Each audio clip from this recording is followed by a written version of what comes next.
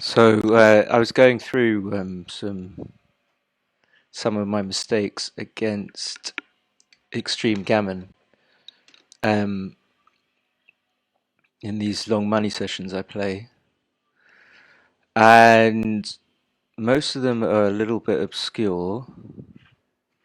But here's one which just would tend to come up quite frequently. You can go through this. The sequence is a really normal sequence. XG rolled a 6-3. I pointed with a 6-1. 2-6 is kind of almost forced. You don't really want to bring another man down to the 7, so you play bar 23, 10-4. Then the hit, and then I suppose the 1 is optional in a sense, but you'd rather, I think, take your chances and come up to the 20 point with the aim of trying to make that on the next roll if possible. But actually, the two plays are very close. It'd be nice if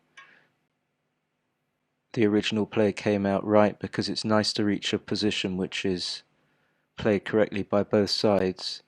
Anyway, assuming that is the correct play, which is, and that's the play I made, then 2-1 is definitely forced. So you come in on the 23 and you hit. And then this is the position where I made a mistake. And I'm not going to hide the evaluation. Perhaps I should, to make it more interesting. But this is more a discussion of why the computer prefers to play the 2 down to the 11 point rather than come up, which seems to me, in my neural network, is the natural play.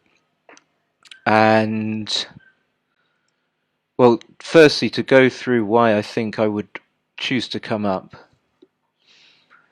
I see that my opponent has 3 men back, so it becomes even more critical to just use your race lead and run your back men out. And coming up to the 22 point in some ways achieves that objective, in that it allows you to escape with sixes.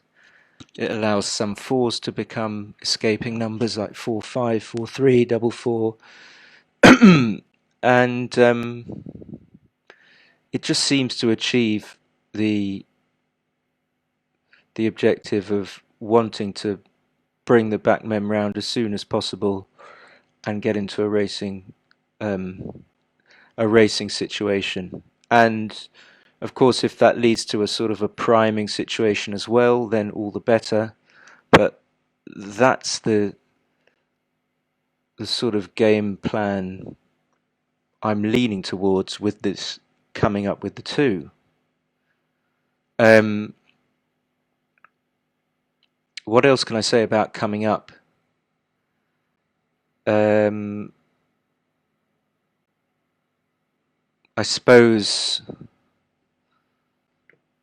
if you do get hit on subsequent rolls and your man's on the 22, then you have the option of making the 22 point. Although at the moment we haven't left any blots to be hit, although there might be some variations down the line, some sequences where we do leave a blot and we do have the opportunity to actually roll a 3 and make the 22.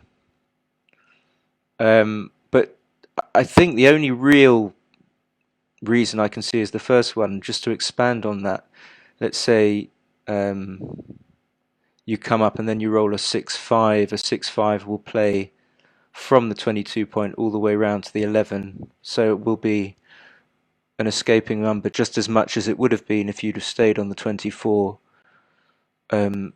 So generally it appears that when you come up, you give yourself more numbers to escape, get to the midpoint, or to come all the way round. But as we can see, the computer, and I've done this evaluation on plus plus, and I'm going to assume that it's correct. I'm not going to roll it out. I don't think it's worth it. I think that it's very, very unlikely that the coming up play will become right after a rollout, the computer likes to come down. And the reason I would have been averse to this, if someone had suggested this play in a chouette, I would have said, well, kind of strips the mid, you've only got 4 men there. And it gives your opponent a good 5-6 from the bar. And when I've got a race lead, I don't want to give anything, I would be thinking.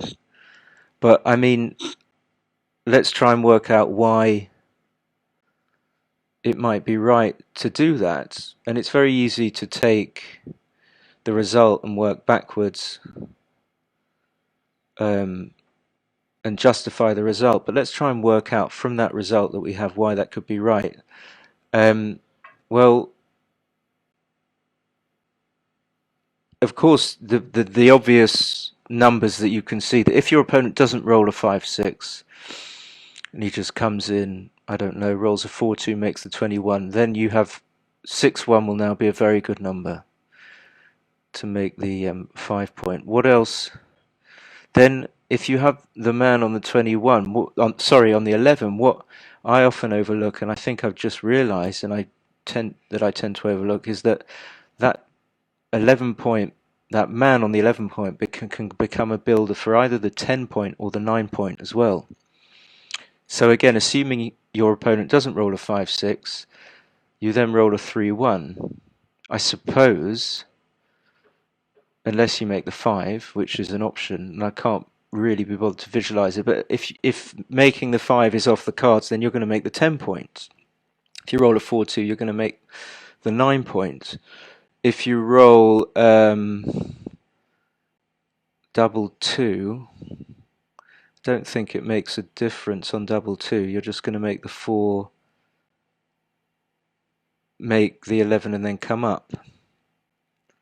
So what else have we got? So apart from the 6-1 and the instances where you make the 9 or the 10, you also have 2s that directly actually make the 11.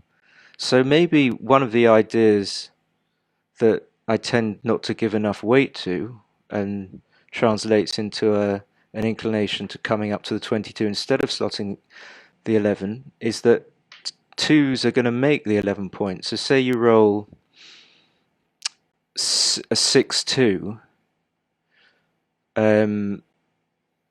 you're going to play 11, maybe come out to the 14. You might even play 24, 18, 13, 11, but in any case, you're going to make the 11. And so the 11 is, as we know, a valuable point. But maybe it's just as valuable, even though you have all these men on the 6 point that are bearing down on the 5, which accomplish what I see the 11 point is there to do. And so the idea usually with the 11 point is that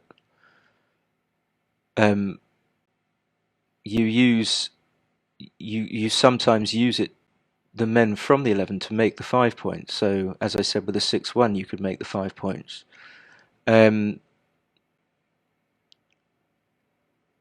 My disinclination to make the 11 point was that I would want to use the men basically from the 5 point to make the from the 6 point, the spares on the 6 point to make the 5 point. The obvious problem being is, unless you're going to slot with aces in front of his 3 back checkers, then it's going to be difficult to make it using just those men. Of course, unless you roll double aces, you're not going to be able to do that. So maybe what I've overlooked in this position is the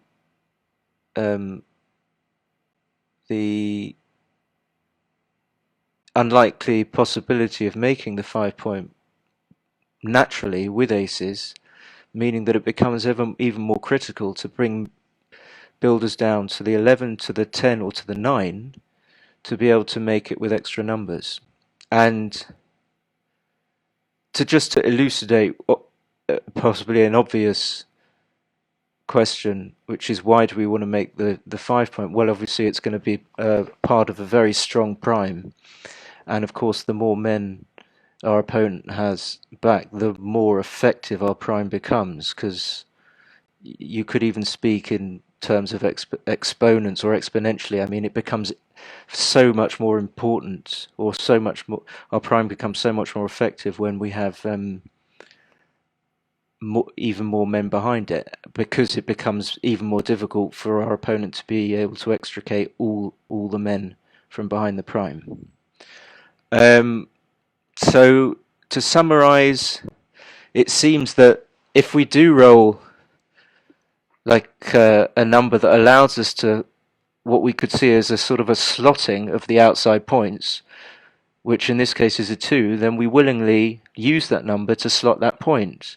And by extension, if we were to roll a 5-3, I'm not going to put this in, but we would consider coming down to the 10. We'd consider playing bar 20, 13, 10. And so I don't know if this has been useful for for other people, but for me, it's just a good way of clarifying my thoughts, and so that hopefully, if I get a position like this again, I'll think twice about just making my knee-jerk play, which is coming up to the 22, and I'll genuinely see the value of coming down to the 11 in order to build for that very strong prime. And if anyone has actually watched this and has comments or can give me something that I've missed, I'd be really keen to hear what other people have to say, their reasoning, which is why I haven't done this as a what's the best play. It's just what's obviously far more important than what the best play is why, and the subtleties, which can be very interesting in backgammon. Okay, cheers.